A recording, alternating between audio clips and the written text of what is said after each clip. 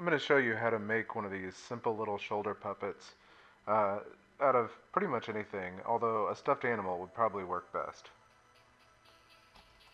What you're going to need will be a brake cable and a stuffed animal.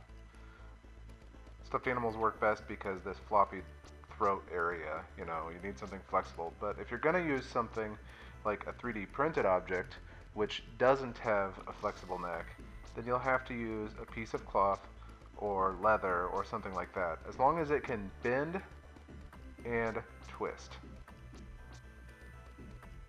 Here's the basic principle. You have a head with a flexible neck here, and this is just something so that you can see it turning. It's attached to this brake line. As I push on the brake line, you can make the head look up and down, and as you twist it, you can make the head look around. I thought that Groot would be a perfect thing to use for this after seeing it on Rocket Raccoon's shoulder, so I downloaded a copy and printed it out. You can find links to this in the description below. After I printed it out, I had to cut off the base of the head and then drill out Groot's body to accept the brake line.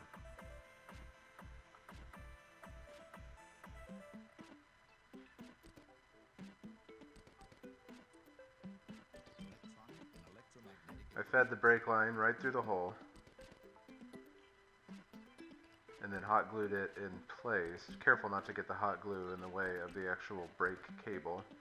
And then I glued the hinge that I use on the back of the neck in place.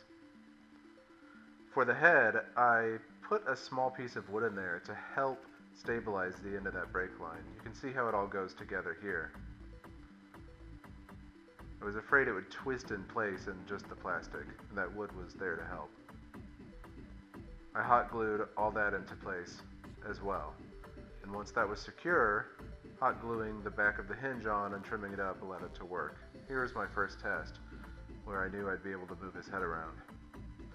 A 3D printed object is really not ideal for this. It was heavy and didn't work quite as well as I had hoped. I attached some Velcro on for strapping and did a quick camera test to see if you'd be able to see him looking around, and sure enough, you could.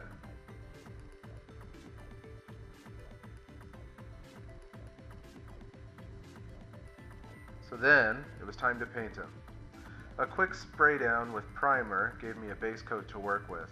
On top of that, I put a layer of dark brown, and then on top of that, I put a layer of lighter brown, and the dark brown shows in all of the cracks and stuff.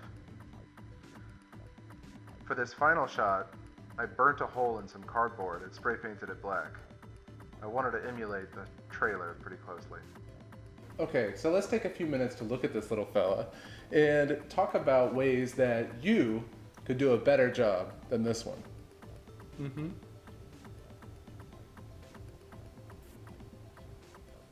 I learned several things doing this. One of the ones, as I mentioned before, is that 3D printed things aren't really ideal because they're heavy. A stuffed animal head is a lot easier. When I redid the neck on this to cover up that wire, I really limited the mobility. It's very, very difficult to turn the neck on this one, as you can probably see as I'm moving it around in the video.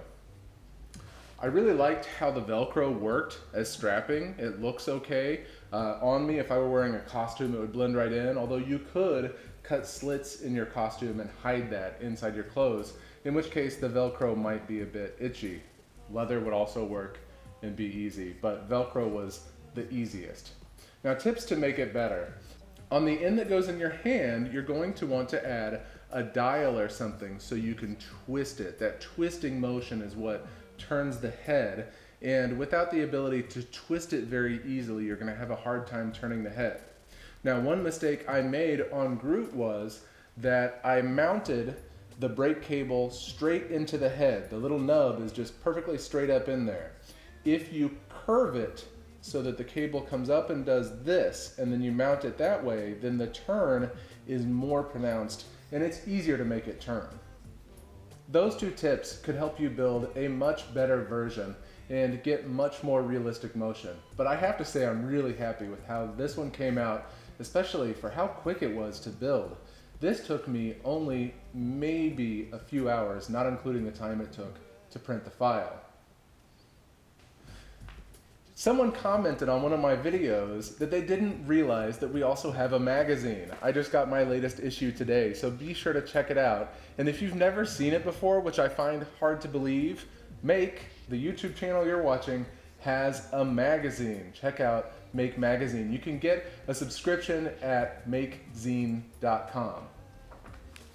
Be sure to like and subscribe for more videos from Make.